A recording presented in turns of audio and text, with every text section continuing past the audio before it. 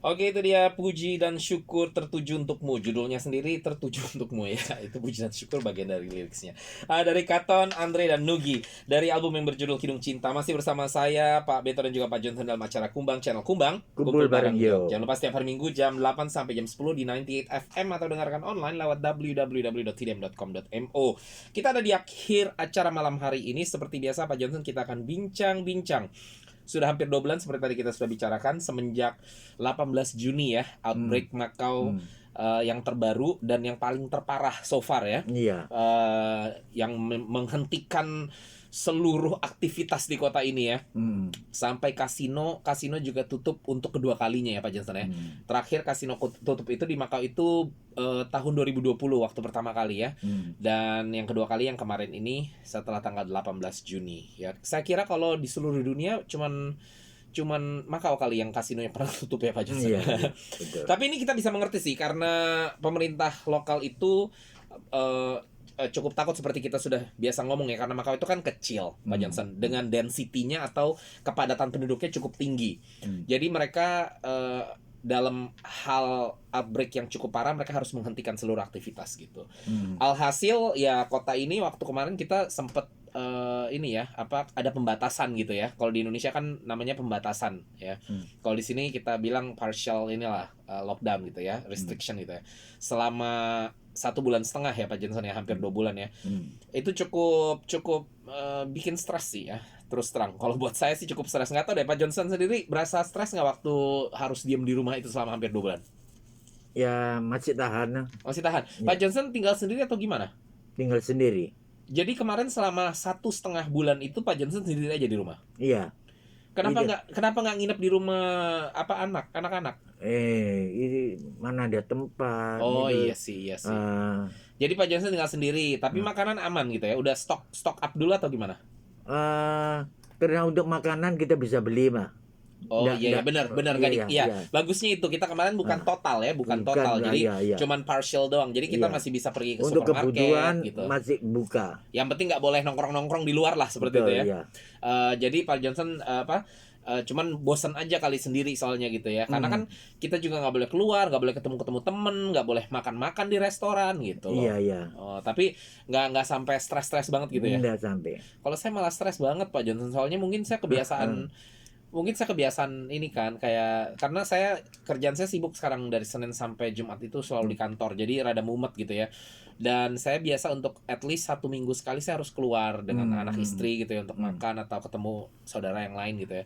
Dan itu kita nggak bisa lakukan gitu loh. Jadi akhirnya saya rada stres, memang cukup parah gitu ya. Cuman tidak separah orang-orang yang gedungnya kena lockdown memang ya, yang red zone gitu ya. Saya kira itu cukup parah karena itu nggak boleh keluar sama sekali dari rumahnya kan. Iya. Dan yang saya dengar cukup parah juga itu yang ada di dalam sana Pak Johnson ya, yang ada di Koloan sana. Ini kalau teman-teman mendengarkan, kita saya nggak tahu kalau Pak Johnson sih ya tahu apa nggak, tapi kalau saya memantau, saya juga membaca berita, saya tahu banget bahwa teman-teman di dalam sana tidak diizinkan keluar dari kamar ya. Jadi selama hampir 1 bulanan itu karena saya tahu mereka nggak langsung. Jadi mereka setelah beberapa saat baru mereka di lockdown gitu ya. Itu selama 1 bulanan kalau nggak salah ya, teman-teman yang ada dalam sana nggak boleh keluar dari ruangnya ya. Dan nggak boleh apalagi nggak boleh keluar ke ini loh, acara-acara aktivitas di luar gitu loh. Baru beberapa waktu kemarin ini saja akhirnya mereka sudah mulai boleh lagi gitu. Jadi saya nggak kebayang sih ya, lebih parah lagi pastinya untuk mereka, karena kalau kita yang di red zone itu kemarin mungkin masih nggak terlalu se-stres yang ada di dalam sana di Koloan ya, karena kan kita walaupun nggak boleh keluar dari kita punya apartemen, ya apartemen kita nggak sampai kecil-kecil sampai gimana lah gitu. Nah kalau teman-teman kita nggak di dalam sana kan, kebayangkan Pak, kotaknya cuma berapa meter kali 2 meter kali 2 meter kali apa 3 meter kali 3 meter gitu ya. Jadi mereka nggak bisa kemana-mana, diem di situ terus. Itu kebayang sekali gimana stresnya. Tapi seperti tadi kita juga sudah bicarakan, memang maksudnya supaya jangan sampai terjangkit gitu ya. Karena sekali kena kemarin memang cukup cepat itu ya Pak Johnson ya. Itu saya kan nulis beritanya soal Pak Johnson. Saya tuh yang di kantor saya yang update. Jadi setiap hari itu saya update berapa jumlah naik segala macam. Itu cukup menegangkan karena memang dari Macau tadinya cuma sekitar 80 kasus kan ya. Dan itu semuanya juga datang dari luar. gitu loh. Bukan di komunitas Pak Johnson. Dan tiba-tiba itu dalam waktu 1 minggu naik sampai sekitar ratusan, lalu dalam waktu 2 minggu langsung naik ke sudah ribuan Pak Johnson gitu ya. Jadi udah 1.000 lebih gitu loh pokoknya. 1.000 lebih. Iya, dan terakhir itu kan sampai dalam waktu 1 bulan 1.800 lebih Pak Johnson gitu ya. Jadi cukup menegangkan memang gitu ya. Dan untungnya Tapi dengernya sekarang juga ada kejadian 2 kasus loh. iya di security guard. Ada nggak bisa, ini saya rasa nggak bisa hilang benar-benar lah kita. Saya rasa kita juga sudah mulai mempersiapkan diri gitu ya untuk hidup berdampingan ya. Kata-katanya jelek banget sih kata berdampingan. Tapi mau nggak mau Pak Johnson gitu loh. Kalau kita tutup terus juga kita ada di posisi yang seperti bayi nggak pernah diizinkan untuk mulai belajar berjalan dan terjatuh kadang-kadang akhirnya bisa jalan gitu ya. Jadi kita selamanya akan seperti bayi yang merangkak gitu Pak Johnson. Sementara seluruh dunia sudah berjalan dengan COVID ini gitu kan ya. Artinya tingkat imunitas mereka sudah mulai tinggi karena mereka sudah terekspos gitu kan. Nah, kalau sekarang kita sudah mulai terekspos nih, kita sebenarnya waktu kemarin itu meledak itu kita juga bingung kan karena nggak tahu datangnya dari mana Pak Johnson. Tiba-tiba ada di tengah kota, ya kan. Jadi kita tahu dari mana kalau sebenarnya virus ini sudah menjalar di tengah kota ini beberapa waktu sebelumnya gitu loh. Dengan keadaan yang tidak ada gejala gitu loh, ya kan, nggak kelihatan, nggak ada batuk, nggak ada ini, tapi tanpa sadar kayak saya seperti ini, kita nggak ada gejala, mana kita tahu kalau ternyata saya ini membawa virus seperti itu kan istilahnya gitu ya. Jadi saya rasa buat kita bener-bener kayak, waduh, total nggak boleh ada sama sekali, itu sangat sangat sulit memang sebenarnya, dan itu memang menjadi perdebatan ya, yang dibicarakan lah di kota ini gimana. Ada yang bilang harus tetap COVID-nya 0 gitu ya. Ada yang bilang nggak mungkin bisa gitu loh. Saya sih di satu sisi saya mengerti maksudnya pemerintah adalah sebisa mungkin jangan ada, karena memang kota ini kan kecil Pak Johnson. Sekali terjangkit itu berbahaya. Tapi juga di satu sisi saya mengerti bahwa yang tadi saya bilang, kalau kita nggak mulai berjalan kita akan merangkak terus. Jadi sekali kita ada outbreak lagi nih, kita begitu lagi gitu loh. Jatuh lagi, dan saat itu terjadi akhirnya kota ini akan tersendat lagi kan. Aktivitas dihentikan lagi kan. Dan kalau aktivitas dihentikan lagi berarti ekonomi mulai kena dampak lagi. Ini saya lihat udah banyak juga yang semakin banyak yang kehilangan kerjaan Pak Johnson. Gitu. Jadi ya yang bisa saya katakan pokoknya untungnya pada saat kemarin terjadi outbreak itu kita punya kadar tingkat vaksinasi ya itu sudah cukup tinggi di Makau. Jadi nggak sampai katastrofik gitu ya, menghancurkan sekali lah gitu. Jadi ya ada 6 orang totalnya yang meninggal ya, karena 6 orang bukan yang kemananya saya lupa. Pokoknya sekitar nggak banyak, 6 orang kayaknya yang meninggal karena outbreak kemarin seperti itu. Pak Johnson sendiri waktu kemarin outbreak itu rada-rada mencekam nggak buat Pak Johnson? Rada takut nggak? Apa nggak terlalu? Nggak terlalu ya? Iya, saya rasa juga orang-orang sebenarnya nggak terlalu. Malah saya sempat bilang gini, makanya saya bilang yang bikin stres itu buat saya nih ya, buat saya yang bikin stres itu bukan takut kena Pak Johnson. Yang bikin stres itu adalah pembatasannya itu gitu loh. Jadi yang nggak boleh ini, nggak boleh itu, nggak boleh ini, nggak boleh itu, yang bikin stres sebenarnya gitu loh. Kalau kenanya sih saya terus terang percaya dengan kehandalan tim medis di Makau ini gitu ya. Bahkan nggak cuma di Makau, saya lihat di seluruh dunia kayaknya sudah mulai mengerti lah untuk handle ini COVID gitu ya. Dan apalagi Makau gitu ya. Makau ini saya rasa ya cukup bagus lah penanganannya gitu Pak Johnson. Jadi saya nggak takut, sama kayak Pak Johnson, saya juga nggak takut kayak, ntar kalau kena gimana.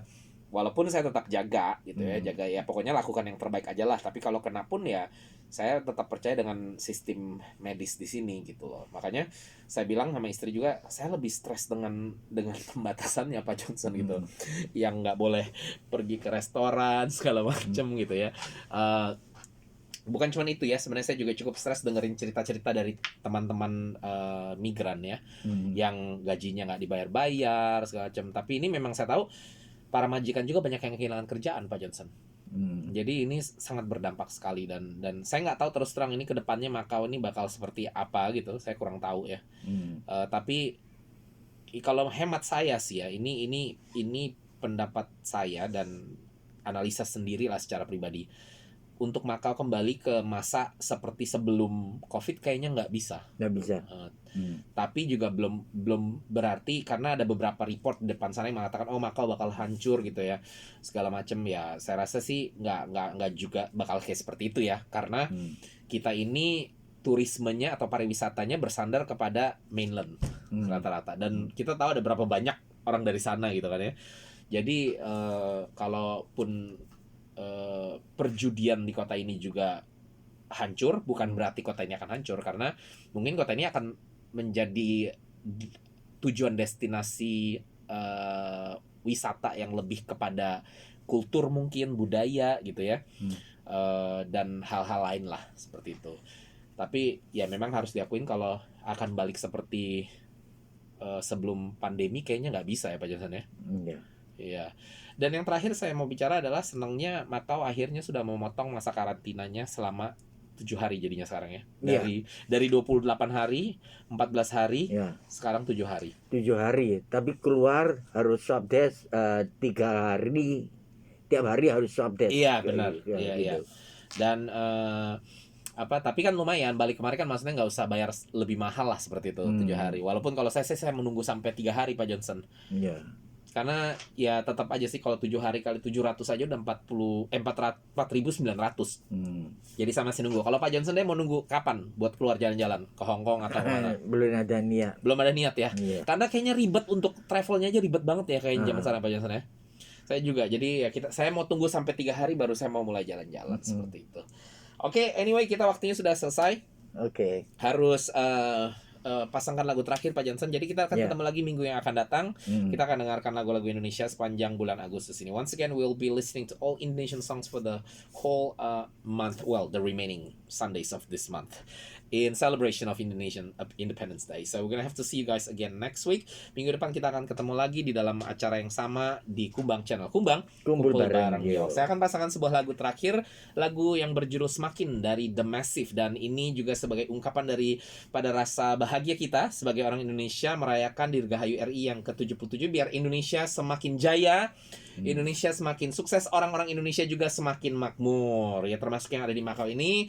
Kerja yang baik, kumpulkan uang yang baik ya, lalu ke kampung halaman, beli rumah, invest, bikin bisnis dan lain sebagainya, supaya taraf kehidupan kita juga menjadi semakin baik. Oke? Semakin untuk semuanya. Salam Indonesia, sampai ketemu minggu depan. This is The Massive dengan lagu yang berjudul Semakin.